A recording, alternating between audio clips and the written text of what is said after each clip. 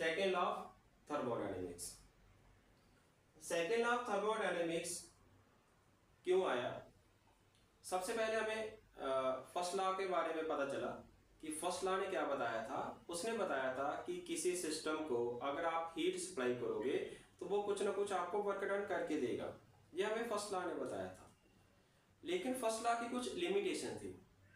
वो क्या थी कि उसने हमें हीट का जो डायरेक्शन है वो नहीं बताया था कि हमें पता नेचर के अकॉर्डिंग हीट का फ्लो कहाँ पर होता है, hot body to cold body. उसने ये नहीं बताया था कि कोल्ड टू हॉट बॉडी अगर हीट का ट्रांसफर किया जाए तो कैसे करेंगे।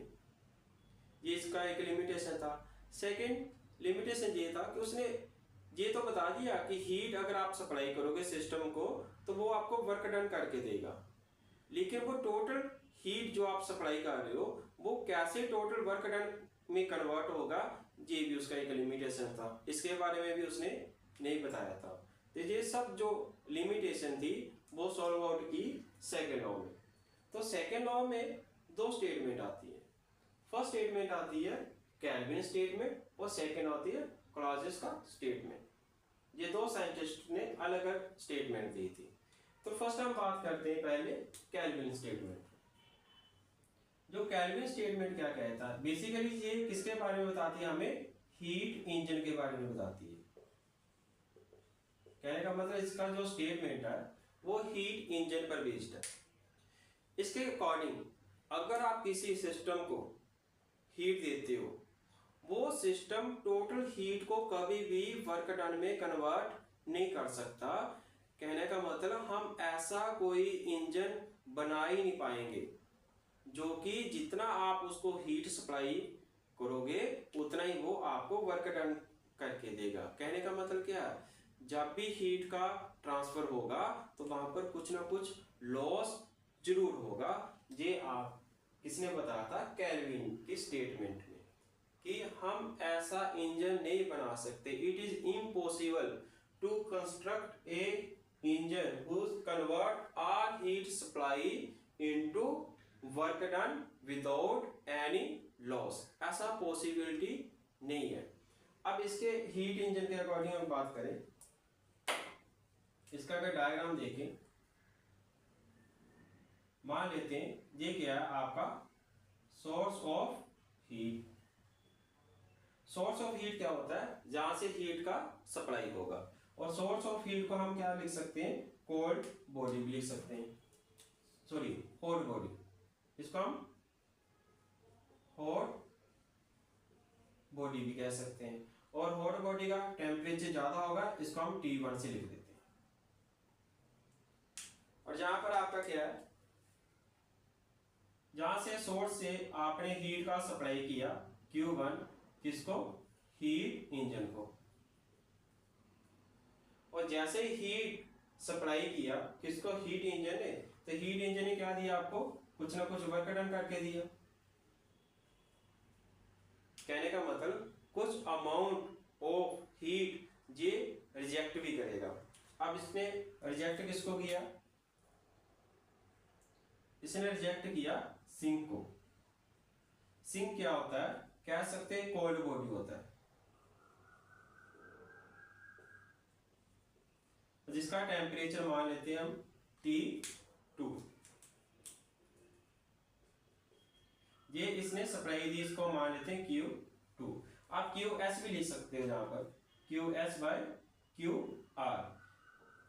अब देखिए डायग्राम, सोर्स ऑफ हीट था जहां जिसका टेम्परेचर कितना था, T1 ज्यादा हॉट बॉडी का टेम्परेचर होगा। जहां से आपने सीधा हीट सप्लाई किया किसको, हीट इंजन को। कितनी हीट सप्लाई की, Q1। और जैसे हीट इंजन को हीट सप्लाई हुआ इसने कुछ अमाउंट ऑफ वर्क डन किया, और बाकी का जो हीट था उसने रिजेक्ट की कर दिया किसको, सिंक को। सिंक वो बॉडी होती है जिसका टेम्परेचर कम होता है हॉट बॉडी से। कहने का मतलब इसको हम कोल्ड बॉडी भी कह सकते हैं। और इसका टेम्परेचर किससे डिनोट किया मैंने, T2 से। अब अगर वर्क डन देखा जाए तो इसी डायग्राम से अगर देखा जाए वर्क डन कितना किया होगा, टोटल जितना सप्लाई हुआ है और कितना रिजेक्ट हुआ, इन दोनों का डिफरेंस किसके इक्वल टू होगा, वर्क डन के। कहने का मतलब टोटल सप्लाई कितना किया आपने Q1 और रिजेक्टेड कितना हो गया Q2। जो इनका अगर डिफरेंस किसके इक्वल टू होगा उतना ही आपको वर्क डन मिलेगा। अब हीट इंजन में हम क्या फाइंड आउट करते हैं एफिशिएंसी।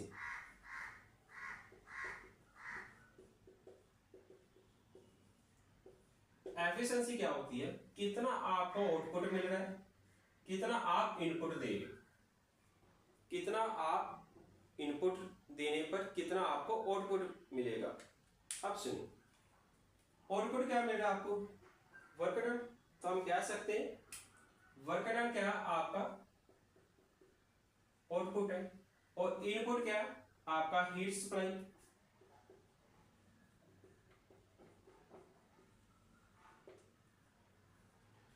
अब अगर देखा जाए वर्क डन का वैल्यू कितना आया इस डायग्राम से हमने बनाया, तो हम इसको ऐसे लिख सकते हैं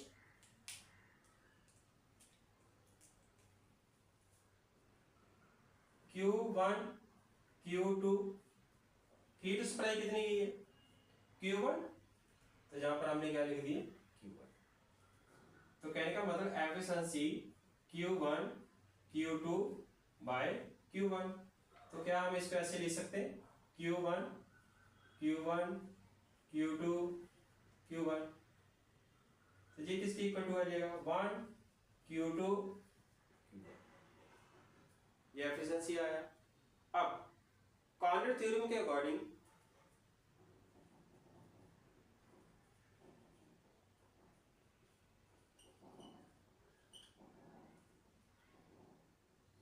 Q2 Q1 T2 T1 ये वैल्यू पुट कर सकते हैं हम किस पर, ये जो एफिशिएंसी आप निकाल रहे हो टेम्परेचर के टर्म में।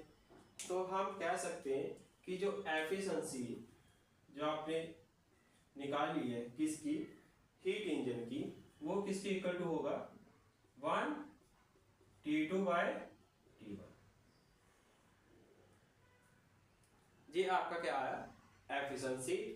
मैक्सिमम जो न्यूमेरिकल आएंगे वो एफिशिएंसी बेस्ड पर आएंगे और उसमें हो सकता है T2 या T1 आपको ना दिया हो तो आप वहां पर कार्नक थ्योरम का एप्लीकेशन यूज कर सकते हो। कह सकते हो अकॉर्डिंग टू कार्नक थ्योरम जो भी आपको T1 या T2 ना दिया हो तो इस रिलेशन से आप उसका वैल्यू निकाल कर यहाँ पर पुट करके आपका न्यूमेरिकल सॉल्व हो जाए।